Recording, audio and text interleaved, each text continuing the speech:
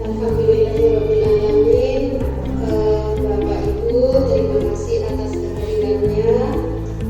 Senantiasa kita ucapkan hamdalah, kita senantiasa bersyukur kepada Allah Subhanahu wa Ta'ala karena pada hari ini untuk pertemuan perdana, gitu ya, untuk kelompok belajar kita yang baru terbentuk. Perlu diketahui Bapak Ibu, kelompok belajar kita, komunitas kita diketuai oleh Ibu Pandu. Terima kasih. Mudah-mudahan nanti di komunitas kita bisa berjalan dengan baik, bisa kita saling sharing. Nanti bergantian Bapak Ibu boleh mengisi praktik baik di komunitas. Jadi itu Bapak Ibu. Alhamdulillah komunitas sudah terbentuk dan bisa melaksanakan kegiatan perdana. Yang kedua, Bapak Ibu, mari kita senantiasa bersolawat kepada Nabi Muhammad SAW sebagai junjungan dan uswah kita. Bapak Ibu, pada kesempatan perdana ini saya akan membagikan praktik baik tentang diseminasi pemahaman budaya positif di sekolah. Baik Bapak Ibu, sebelum kita mulai, gitu ya, mari kita buat kesepakatan kelas kita, Bapak Ibu. Buat kesepakatan kelas kita nanti seperti kita di murid ya, ketika kita di kelas, sebelum kita di awal pembelajaran itu kita membuat yang namanya kesepakatan kelas ya. Nah, kesepakatan kelas ini mari kita buat dua arah, bukan hanya dari guru tetapi Bapak Ibu siswanya juga diajak untuk membuat kesepakatan kelas ya. Mari kita buat kesepakatan kelas dengan cara yang baru, biasanya kita ayo ditulis di papan. Ini kita nanti saya bagikan ini post-itnya satu-satu. Nanti membuat Bapak Ibu pengennya kelas kita itu bagaimana pada saat ini ya. Kesepakatan kita itu harus bagaimana. Misal kalau dengan saling menghormati, saling menghargai, jika berpendapat harus bagaimana, itu kan yang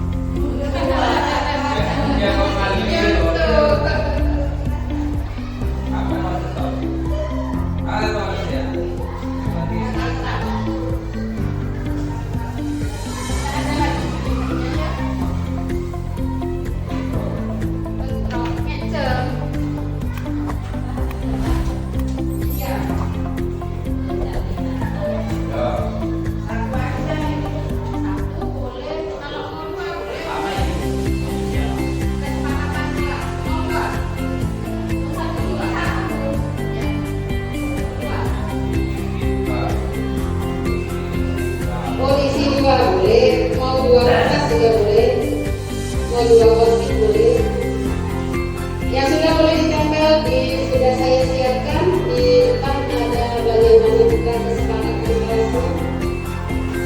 Boleh ditempel Bapak Ibu? Iya. Sama yang usulnya apa untuk kesepakatan kelas kita?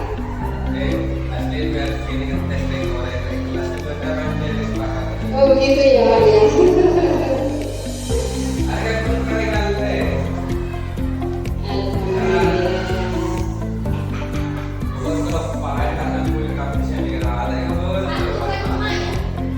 Pakai yang merdeka belajar.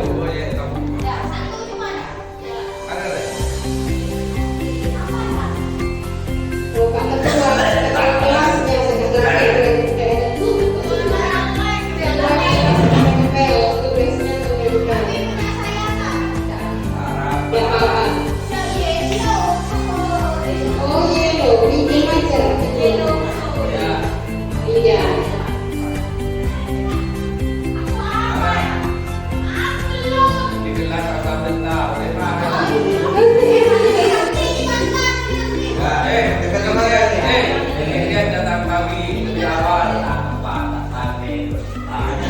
kesepakatan kelas kita untuk acara ini Bapak Ibu, maksudnya acara kita ini pengennya kesepakatannya bagaimana gitu ya. Boleh sendiri. Ada yang mau foto karena kayak oh betul gampang nanti di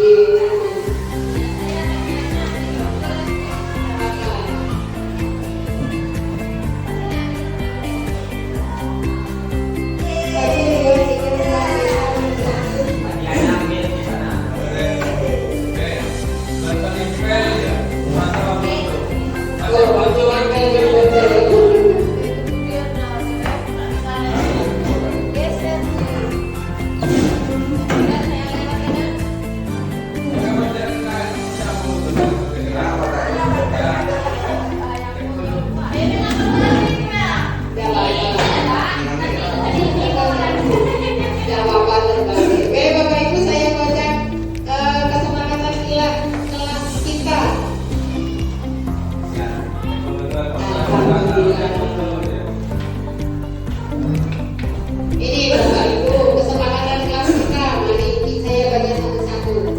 Datang tepat waktu. Tadi kita ada tepat waktu ya. Iya.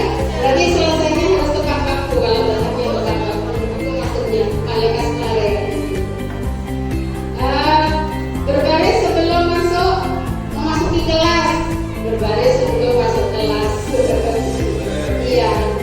Kemudian masuk tepat waktu sama dengan ini ya. Jika melanggar peraturan kelas, sanksinya menghafal bagian-bagian tengkorak manusia. Wow. Kelas 6 ini. Kemudian menghormati dan mendengarkan ketika guru memberi penjelasan. Budaya 5S, senyum, salam, sapa, sopan santun. Biasakan gunakan kata maaf, tolong, permisi, terima kasih. Kemudian tidak bicara saat guru menjelaskan. Ya, ada bicara pada saat guru menjelaskan. Membuat laporan tugas bahwa tugas kelompok individu sudah diselesaikan dengan baik dan sesuai dengan waktu. Mematuhi perintah dan larangan dari guru. Mematuhi perintah dan larangan. Ya.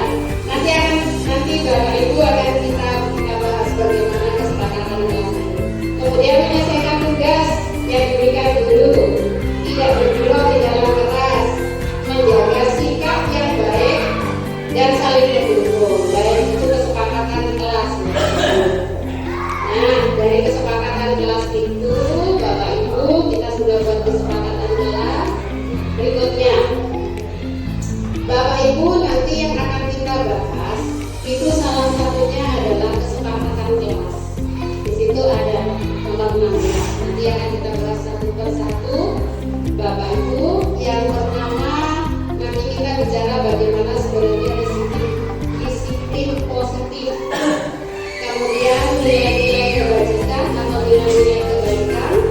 Kemudian motivasi perilaku manusia. Yang keempat, kebutuhan dasar manusia. Kemudian posisi kontrol restitusi. Yang keenam, ini nanti kita tentang keyakinan kelas atau sama dengan kesepakatan kelas. Kenapa, apa bedanya kesepakatan dan keyakinan, nanti akan kita bahas. Yang terakhir, segitiga restitusi. Apa itu? Bapak Ibu, ini istilah baru apa enggak?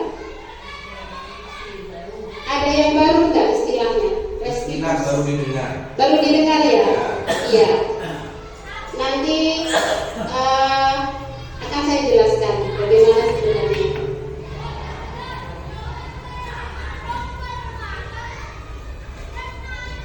Baik Bapak Ibu, kita masuk yang pertama tentang disiplin positif.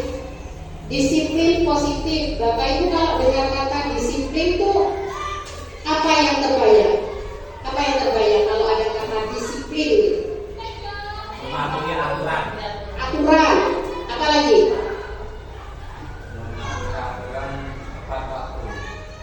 Tepat waktu, tanggung jawab,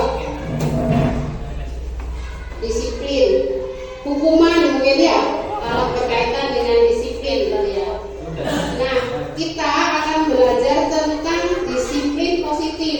Disiplin positif itu mengacu pada proses penumbuhan tanggung jawab terhadap apa yang dilakukannya berdasarkan nilai-nilai yang disepakati. Jadi disiplin positif itu di situ Bapak Ibu.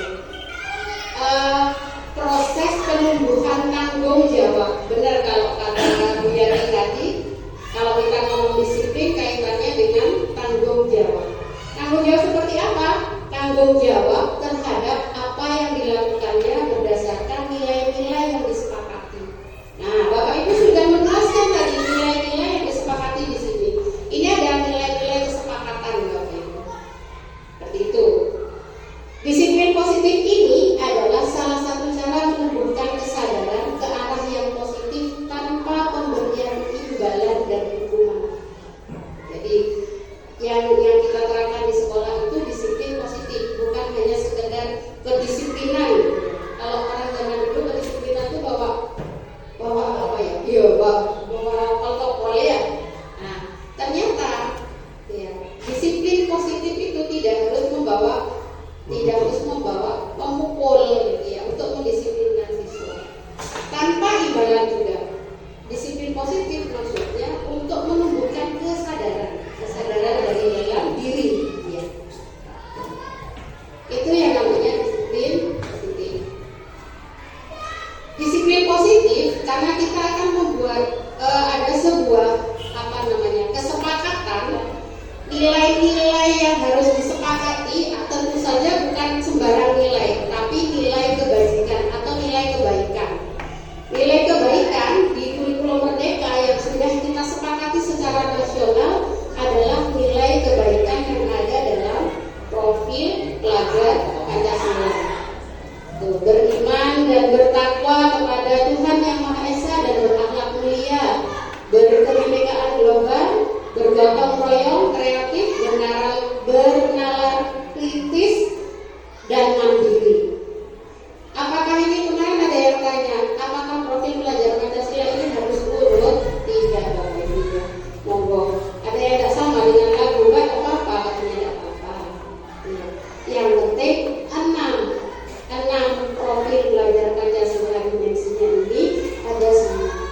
Nah, ini nilai-nilai yang harus ditanamkan pada murid supaya disiplin positif itu terlaksana. Nah, supaya disiplin positif tadi mengacu pada nilai-nilai kebaikan yang muncul dari dalam diri anak-anak, maka kita harus tahu motivasi dari motivasi seseorang melakukan sebuah perbuatan. Harus tahu motivasinya apa. Menurut Diane Dawson, ya, ada tiga motivasi ketika seseorang melakukan perbuatan.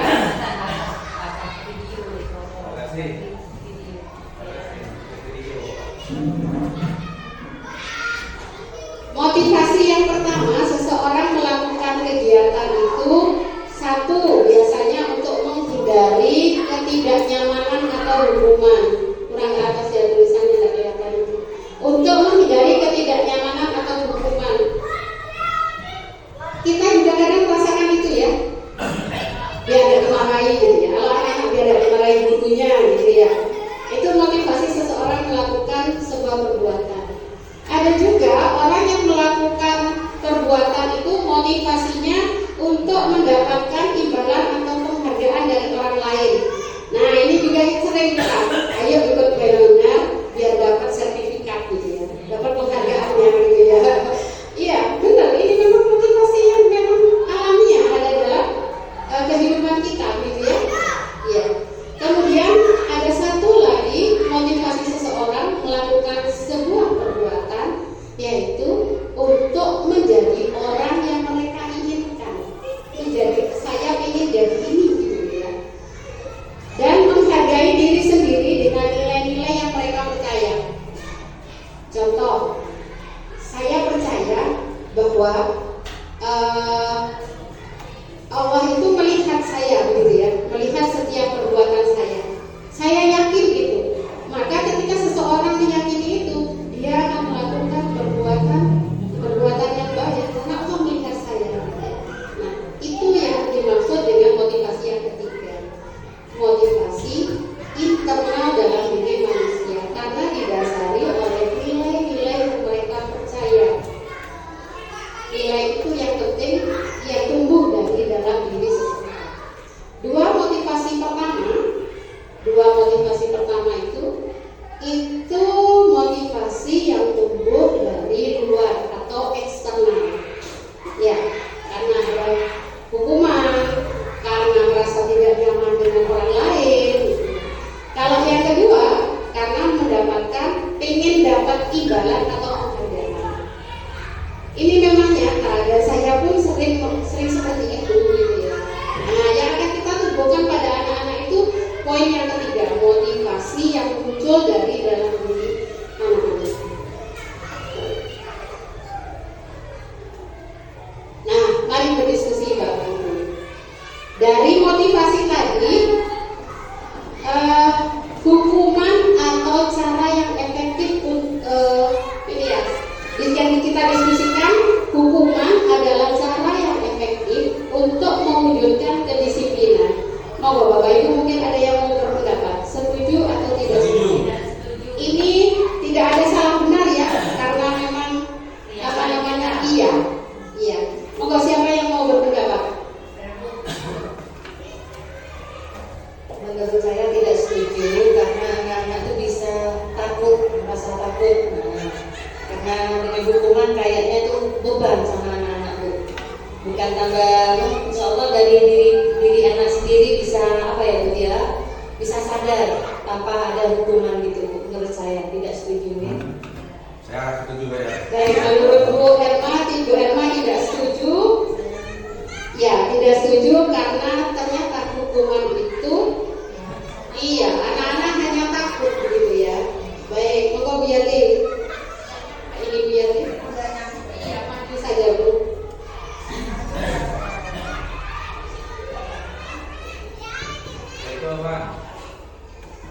Terima kasih kesempatan yang diberikan kepada saya. Sebetulnya hukuman itu bukan tidak perlu, tapi penting juga ada hukuman. Cuma dengan garis bawah kita harus tahu dulu hukuman yang bagaimana yang diberikan kepada anak. Karena tanpa ada hukuman atau sanksi binder-binder, saya tegaskan tanpa adanya hukuman dan sanksi itu kok repot ya. Yang mau terwujud disiplin itu repot. Karena Pak, hukuman itu tidak berarti hanya dalam hal kekasaran saja. Misalnya teguran, kemudian hukuman yang bersifat pedagogi. Nah, jadi hukuman itu yang sifatnya mendidik kepada anak-anak. Jadi bukan berarti tidak ada hukuman. Jadi kalau anak-anak berbuat salah terus tidak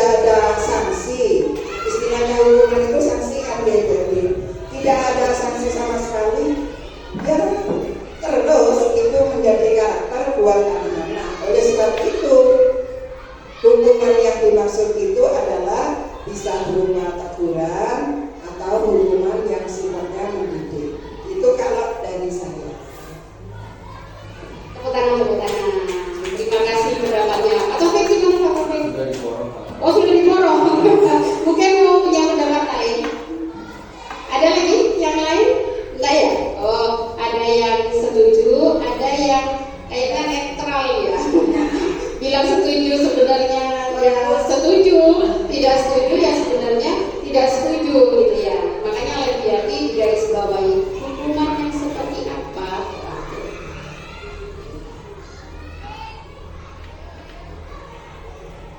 Nah, oh belum di sini.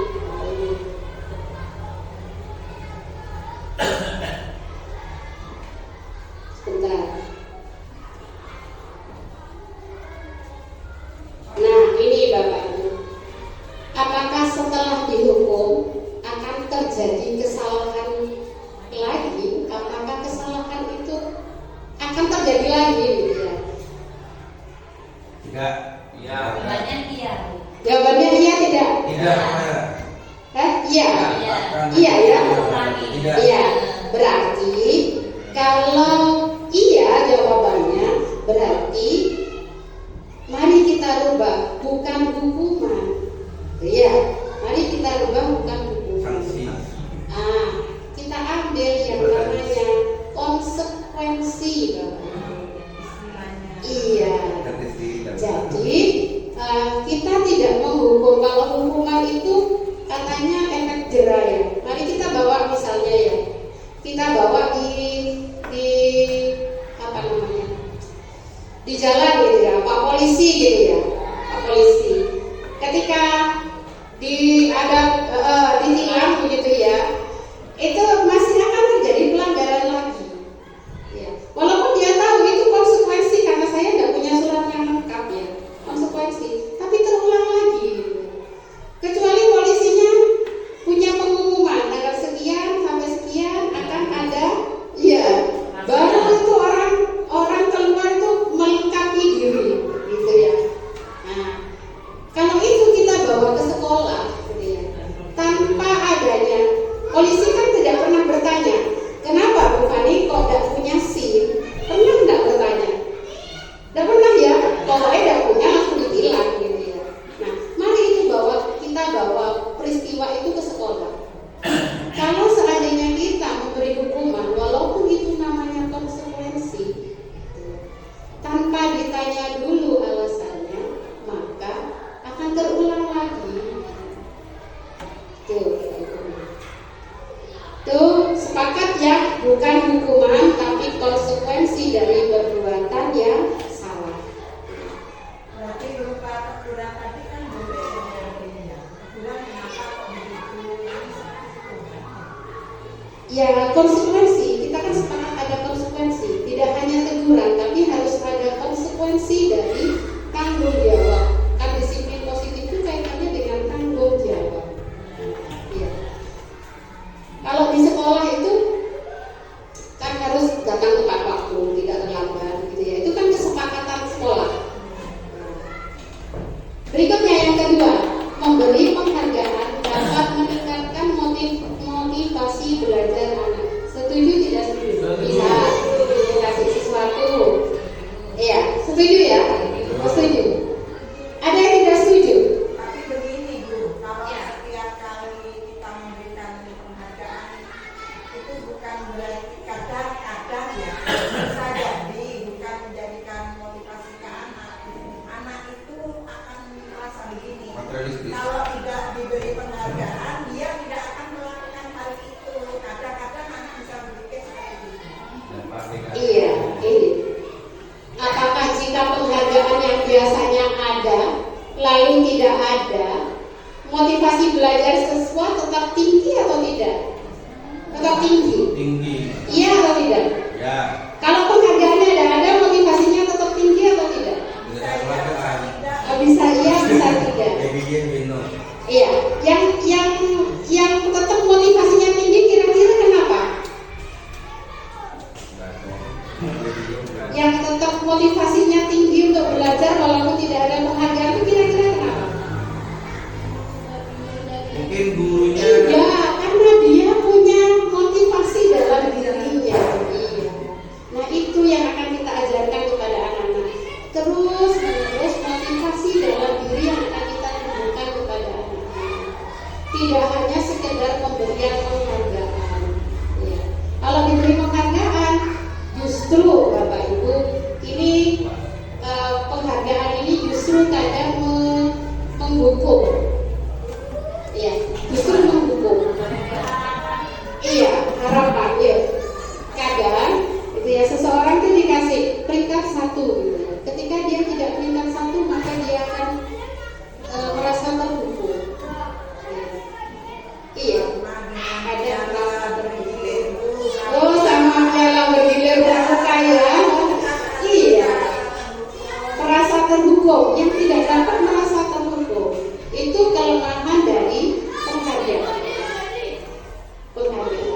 Maka mari kita Bapak Ibu tidak hanya memberi penghargaan di akhir atau memberi penghargaan akan hasil. Mari kita beri penghargaan anak-anak itu dari proses. Ya. Anak misalnya, saya ambil contoh di kelas saya, gitu ya. Safa, anak yang pandai di kelas saya, bisa mengerjakan matematika dalam waktu 10 menit 5 soal, 10 soal, 10 menit 10 soal.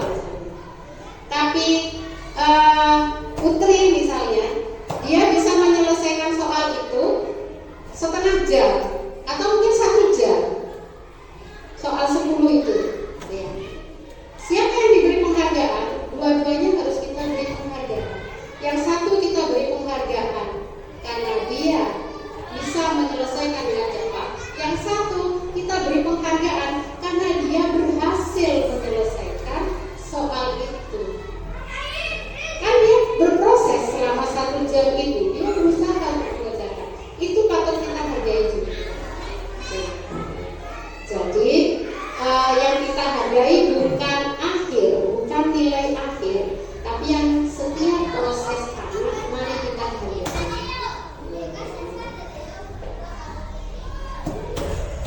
Nah, untuk menghargai, menumbuhkan disiplin positif, menumbuhkan motivasi yang ada dalam diri anak, kita harus tahu bahwa kebutuhan manusia itu, kebutuhan dasar manusia itu harus kita tahu. Ya, karena seseorang itu melakukan sesuatu pasti dia punya alasan. Nah, kebutuhan dasar manusia yang pertama bertahan hidup. Ibu kita bertahan hidup, pengen bertahan hidup. Kebutuhan yang bertahan hidup ini seperti makanan, rumah, pakaian, dan kesehatan. Ya. Kemudian kasih sayang dan rasa diterima. Kasih sayang diterima, dipedulikan, menjadi bagian dari kelompok. Ini adalah kebutuhan setiap manusia dan siswa kita juga butuh ini di kelas. Kemudian ada penguasaan, kebutuhan pengakuan atas kemampuan, harga diri, diakui dan didengar. Kemudian ada kebutuhan akan kesenangan, kebutuhan untuk merasa senang, bermain, tertawa, bahagia. Kemudian ada kebutuhan kebebasan, kebutuhan akan pilihan, mengendalikan diri, mengambil keputusan. Jadi kita harus paham bahwa manusia itu punya 5 kebutuhan dasar yang harus kita akomodasi di dalam kelas. Kalau saya lihat murid-murid itu kadang dia melakukan sesuatu itu karena senang. Contoh, ketika mengerjakan tugas, ngomong sendiri ya, ngomong sendiri atau ada yang gambar gitu ya.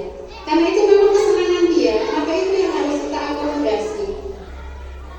Cek ceramah melolo karena ada yang suka menggambar. Nah itu yang akan kita akomodasi dengan yang dikenal dengan pembelajaran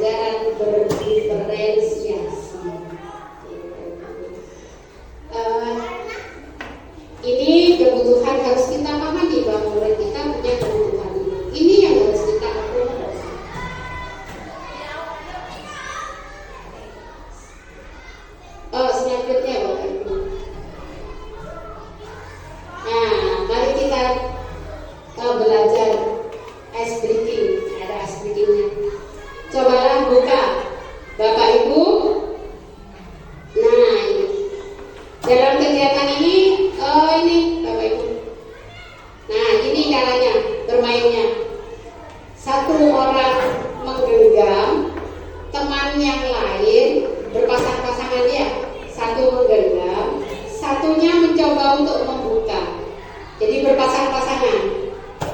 Oke, Bu Suliana misalnya sama Bu Erma, nah janjian siapa yang menggenggam, siapa yang mau membuka genggamannya. Oke. Paham ya maksudnya ya, eksplikinya ya. Boleh silakan berpasang-pasangan Bapak Ibu, berdiri biar gak kecil, biar gak capek. Ya, boleh dah duduk dah boleh. Berdiri boleh. Duduk boleh. Sama bahasa, nggak tahu sama bahasa. Ya bahasa di depan ini. Satu menggenggam, satu berusaha untuk membuka. Ya, misal satu menggenggam, satu orang janjian siapa yang menggenggam? Siapa yang menggenggam? Oke, satu orangnya berusaha untuk membuka genggaman tangannya. Iya.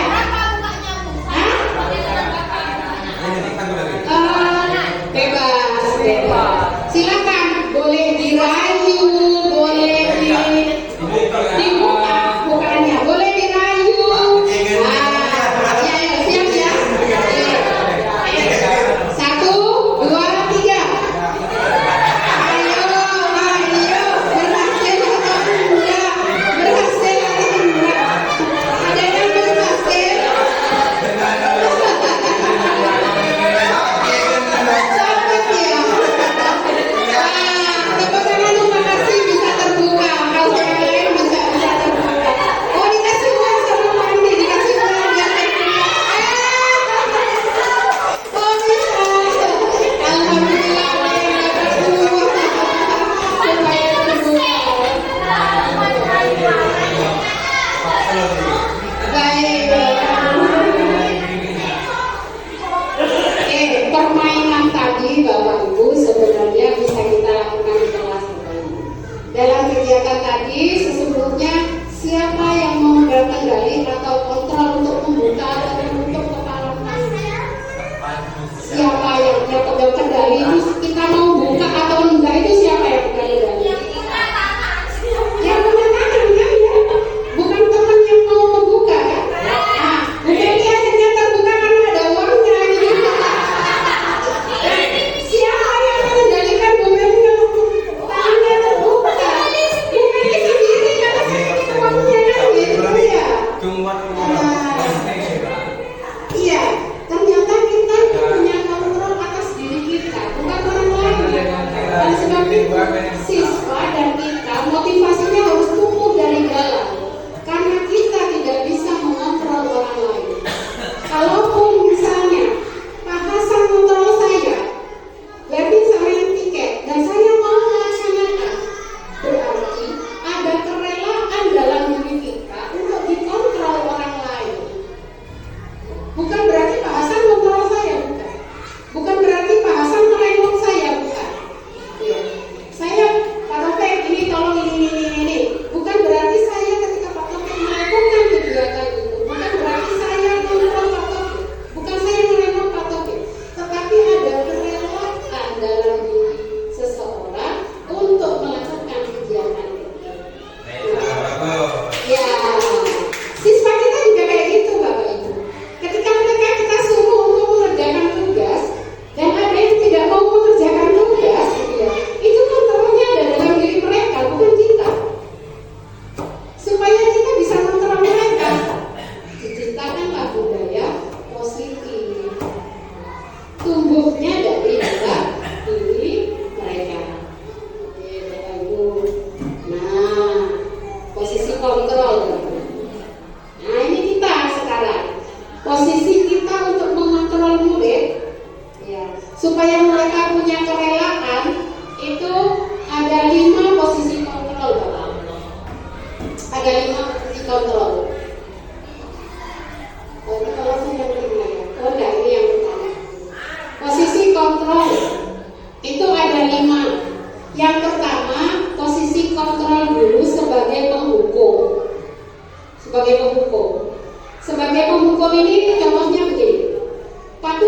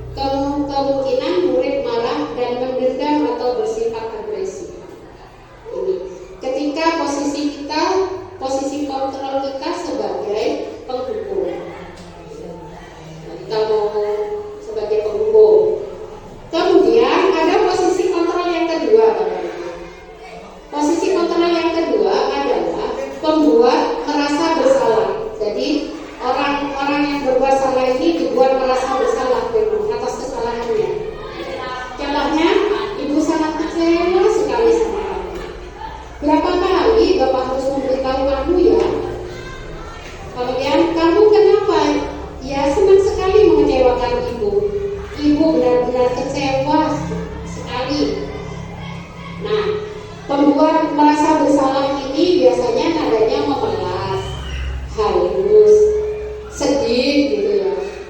Kamu nak begitu terus ya gitu. Nah, kasihan sama bu guru kamu ini. Nanti bu guru yang dimarahi sama pak kepala sekolah gitu ya. 1001 berarti. Oh 1001 ya yang itu ya. Jarang ini ya. Iya jarang ini. Kemudian apa akibatnya bagi murid? Murid akan merasa bersalah. Murid akan menjadi merasa orang yang gagal dan tidak sanggup membahagiakan orang lain. Jadi ini akibatnya. Muridnya, iya ya saya kok melakukan. Jadi dia merasa rendah diri akhirnya. Walaupun ini 1001 tapi ada Bapak Ibu. Guru-guru yang berada di posisi ini ketika menyelesaikan masalah. Posisi kontrol yang ketiga sebagai teman. Bu Erma ini katanya gitu ya. Ayo sayang begitu ya. Dulu kak gitu ya. Dulu kak. Ada dulu ya. Gitu. Ayo bantulah demi ibu ya. Jadi teman, teman. Ayolah, bagaimana sih kamu? Kemarin kamu sudah janji ke ibu bukan? Kenapa terlambat lagi? Ayo, ingat tidak bantuan Bapak selama ini. Mungkin ya nadanya ramah, akrab karena memang seperti teman ya, bercanda. Kemudian hasilnya murid akan merasa senang dan akrab dengan guru. Tapi kelemahannya murid juga bisa bergantung pada guru dan apabila ada masalah akan mengandalkan gurunya. Saya tak kira ya.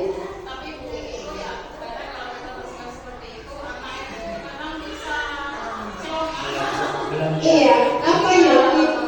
Karena karena mereka itu ya ke siswa itu ada ini, itu terus sama. Iya, rasa sopan santunnya hilang ya.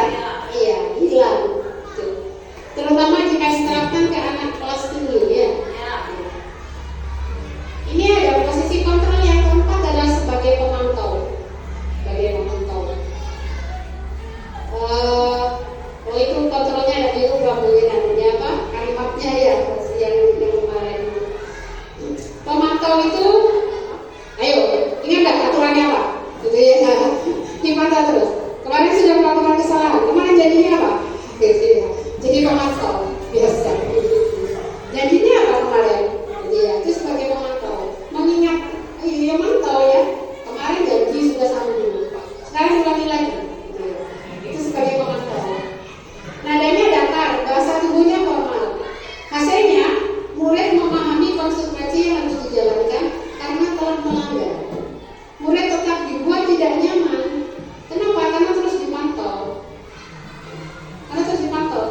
Kelemahannya di situ. Posisi kontrol yang terakhir adalah sebagai manajer. Ini adalah posisi kontrol terbaik. Sebagai manajer. Gimana? Sebagai manajer ini apa yang membuat kamu melakukan hal itu? Wajar kamu bersikap seperti itu. Kemudian tentunya kamu punya alasan melakukan itu. Jadi ini semacam dialog ya, dialog. Apa kamu bersedia memperbaikinya? Kemudian nadanya tulus, bahasa tubuhnya tidak kaku, mendekat ke murid. Hasilnya murid sadar akan kesalahannya dan membuat murid mempertanggungjawabkan perilakunya.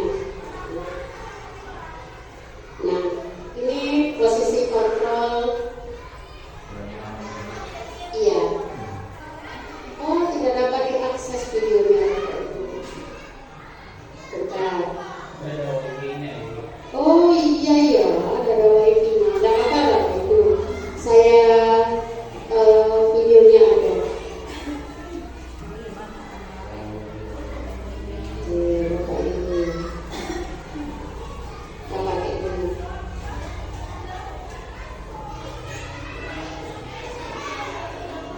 Selesai.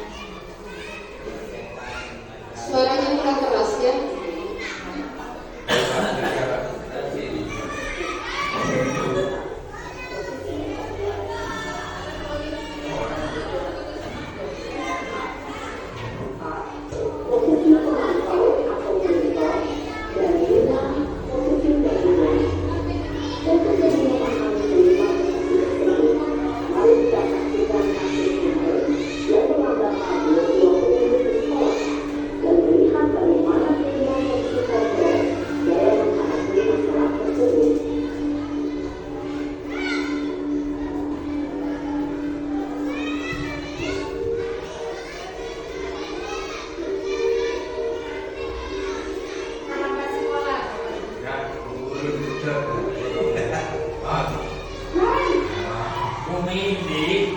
Si Indi. Selalu terlambat. Kamu deh, pasti terlambat. Apa? Apa coba? Alasan kamu apa lagi? Mereka yang datang pandi dia roh. Kalian menjadi anak. Pandi. Jangan kapok sih kamu. Si Indi. Sudah berapa kali terlambat? Sana, kamu boleh lakukan basket 2 kali. Kenapa? Kamu malah ibu. Berani-beraninya jawab. Sudah terlambat, tidak dijawab pula. Aja di mana bang?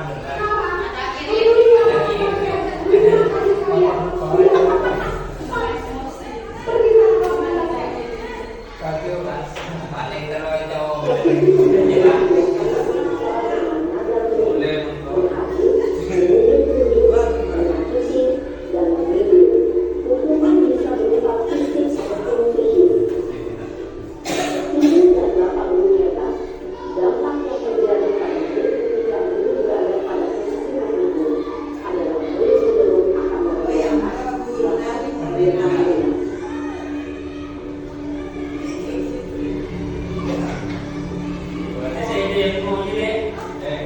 kesalahannya sudah ditanyakan. Harapan terlambat kali.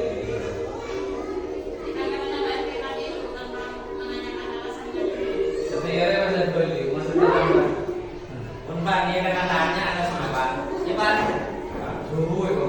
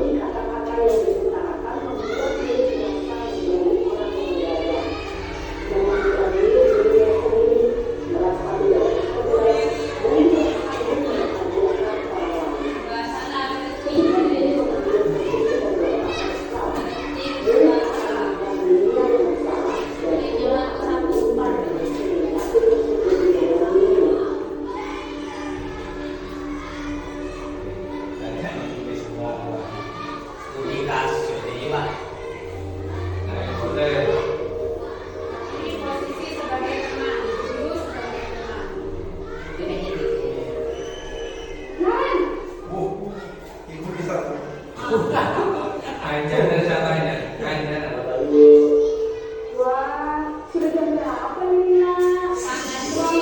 Ya, saya. Iya, saya malah kan beli.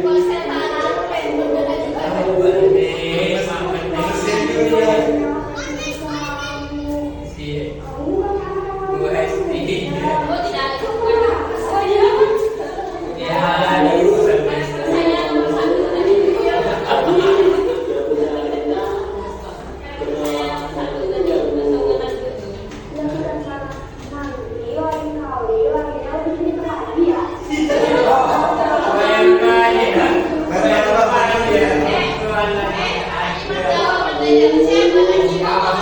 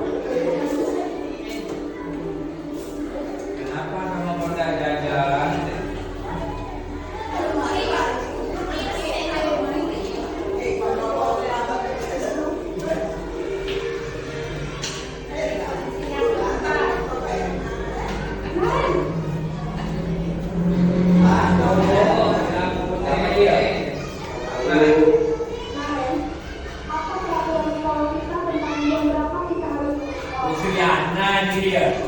Dia Anda dia. Si Anda selalu Anda. Tidak.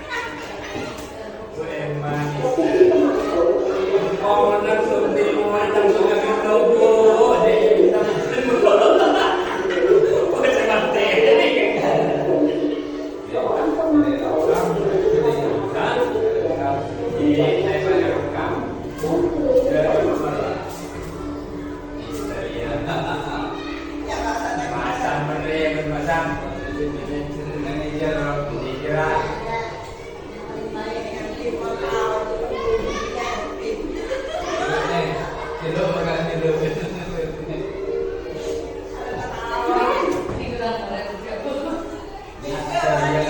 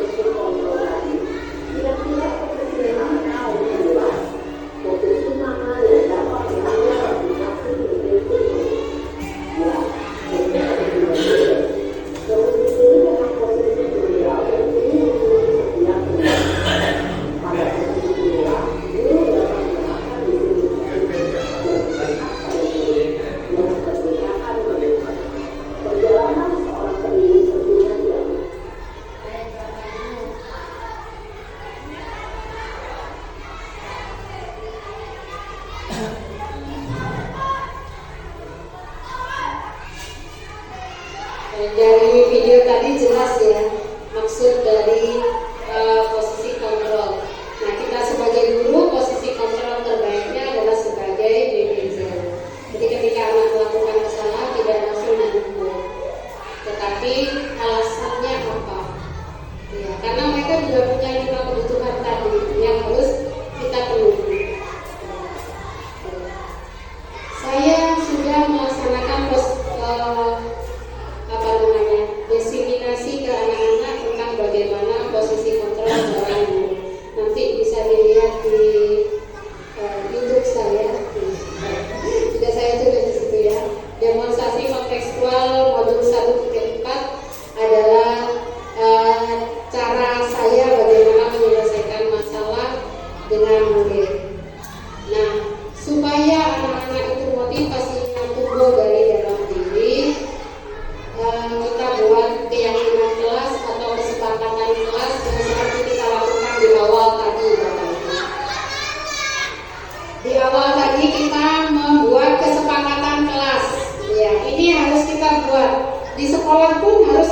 dibuat Bapak Ibu supaya mereka bisa bertanggung jawab.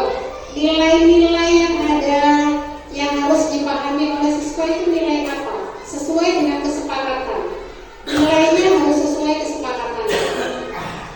Keyakinan kelas bersifat lebih abstrak daripada peraturan yang lebih rinci dan konkret. Jadi ini lebih abstrak. Kayak menghargai itu kan abstrak ya. Lebih abstrak dari peraturan. Keyakinan kelas berupa pernyataan-pernyataan universal, menghargai, menghormati. Ya. Kemudian pernyataan keyakinan kelas senantiasa dibuat dalam bentuk positif. Tidak boleh membuat kesepakatan kelas itu bentuknya negatif. Tidak berbohong, tidak berbohong. Tidak boleh pakai tidak berbohong. Maka jujur dalam mengerjakan tugas. Tidak boleh mencontek. Kesepakatan kelasnya ditulis dalam bentuk kalimat positif. Karena kita mau menumbuhkan positif. Jadi kata-kata negatif dihilangkan. Jadi jangan tidak boleh mencontek ketika ujian dalam membuat kesepakatan, tapi jujur dalam mengerjakan ujian. Kemudian keyakinan kelas hendaknya tidak terlalu banyak sehingga mudah diingat dan dipahami oleh semua warga kelas. Tidak usah terlalu banyak, yang penting ya semuanya umum saja. Kemudian keyakinan kelas sebaiknya sesuatu yang dapat diterapkan di lingkungan tersebut. Misal, ketika datang terlambat membayar denda 1 juta kan nggak mungkin ya. Jadi konsekuensinya disesuaikan dengan kesepakatan bersama dan bisa diterapkan. Semua warga kelas hendaknya ikut berkontribusi dalam pembuatan keyakinan kelas lewat kegiatan curhat pendapat. Salah satu yang saya lakukan tadi adalah semua berpartisipasi. Kalau disuruh ngomong pasti ada yang nggak mau ngomong ya. Ada yang nggak mau berpendapat, tapi ketika ditulis semua nulis ternyata. Iya, itu salah satu saudara. Salah satu cara supaya semua berani berpendapat. Ada yang takut ngomong, kita kasih tulisan. Ada bu saya mau nulis, saya mau ngomong saja. Ya, itu semua harus berpartisipasi. Kemudian bersedia meninjau kembali keyakinan kelas dari waktu ke waktu. Jadi karena mungkin di kelasnya sudah bisa diterapkan, kita meninjau kembali, nambahi. Itu boleh ditambahi sewaktu-waktu. Tidak paten. Jadi ada yang di banner kadang ya. Iya, nggak usah di banner. Pakai begini aja sudah cukup. Karena bisa diganti-ganti. Mungkin dibuatnya lebih bagus ya, lebih cantik. Ini kan sederhana. Dibuatnya lebih cantik. Baik. Cara menyelesaikannya Bapak Ibu, ini ada beberapa pertanyaan. Nomor 1, mari Bapak Ibu dijawab. Dalam sebuah acara pesta ulang tahun, teman Anda memecahkan gelas. Apakah Anda akan membiarkan dia membayar harga gelas yang dipecahkannya? Kira-kira gimana? Enggak ya? Karena pesta ulang tahun, tidak usah ya. Kemudian yang kedua, Anda sudah jadi bertemu dengan teman Anda, namun ternyata dia juga memiliki janji penting bertemu orang lain di tempat lain, dan Anda terpaksa naik taksi untuk menemui teman Anda di tempat itu. Apakah Anda akan meminta teman Anda membayar biaya taksi Anda menuju ke tempat itu? Tidak. Lagi-lagi tidak. Nomor 3, pegawai Anda membuat kesalahan yang menyebabkan kerugian finansial pada perusahaan. Pegawai tersebut menawarkan untuk bekerja lembur tanpa bayaran. Apakah Anda sebagai pemilik perusahaan akan menerimanya? Tidak apa ya? Nah, ini pegawainya membuat kesalahan, rugi perusahaannya, tapi dia menawarkan diri. Bagaimana untuk menutupi kerugian itu? Saya akan kerja lembur dan saya dibayar. Apakah Anda sebagai manajer menerima? Nerima ya? Oh, nerima. Oh, lihat dulu.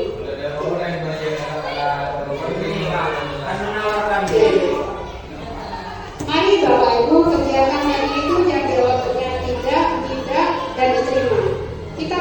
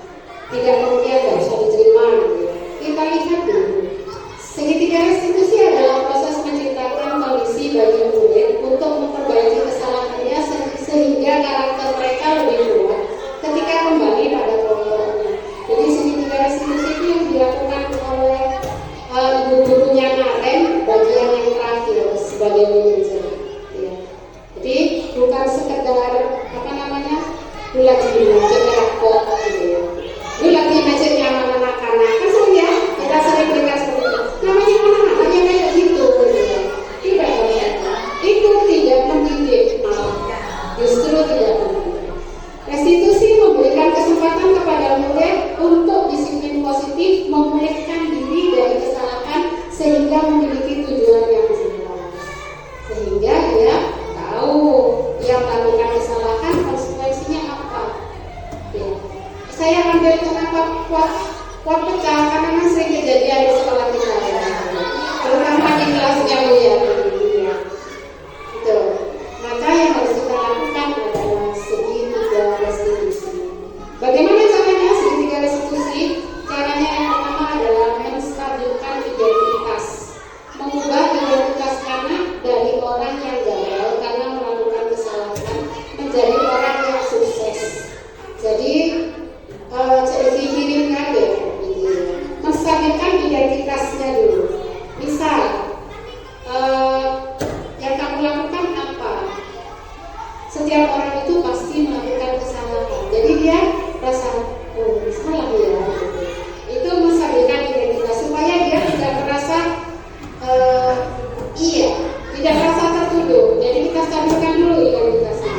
Bu guru juga pernah melakukan kesalahan, tapi kemudian tahap yang kedua yang kita lakukan adalah validasi tindakan yang salah. Divalidasi tindakan kamu itu salah atau betul. Apa tujuan kamu melakukan ini? Kenapa kamu kok terlambat?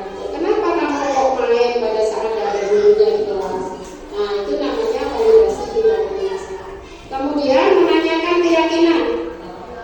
Murid akan diberi pembelajaran bermakna untuk memunculkan motivasi intrinsik. Jadi menanyakan keyakinan. Kan kita sudah sepakat ya di kelas bahwa kita harus saling menghargai orang lain. Kenapa kok kamu keluar kelas gak izin sama gurunya? Menanyakan keyakinan mana yang kamu langgar? Ini cara untuk menjadi manajer. 3 langkah ini harus dilakukan ketika kita menjadi manajer. Maka sebelum saya akhiri, mungkin ada pertanyaan? Cukup ya? Iya cukup. Baik. Kalau tidak ada pertanyaan, Bapak Ibu, terima kasih atas kehadirannya. Mudah-mudahan apa yang saya sampaikan kita bisa melaksanakan bersama-sama karena saya juga masih dalam proses dan tahap belajar. Mari kita belajar bersama-sama. Ya. Saling mengingatkan untuk membuat disiplin positif di sekolah kita. Sebagai akhir, Bapak Ibu, mudah-mudahan nanti saya bekerja sama dengan Bu Fani bisa membuat tombol kita dalam bentuk webinar. Dalam bentuk webinar, nanti kita online membuat sebuah kegiatan, di luar jam sekolah. Ya. Nanti kita buat dalam bentuk online melalui Zoom. Nanti saya kerjasama dengan Bu Fani supaya model kita menunjukkan. Dan Bapak Ibu yang punya sesuatu ingin disampaikan boleh jadi narasumber, tidak harus ketua, tidak harus orang dari luar. Bapak Ibu juga bisa menyampaikan praktik baik yang nanti bisa diubah di TMM-nya. Juga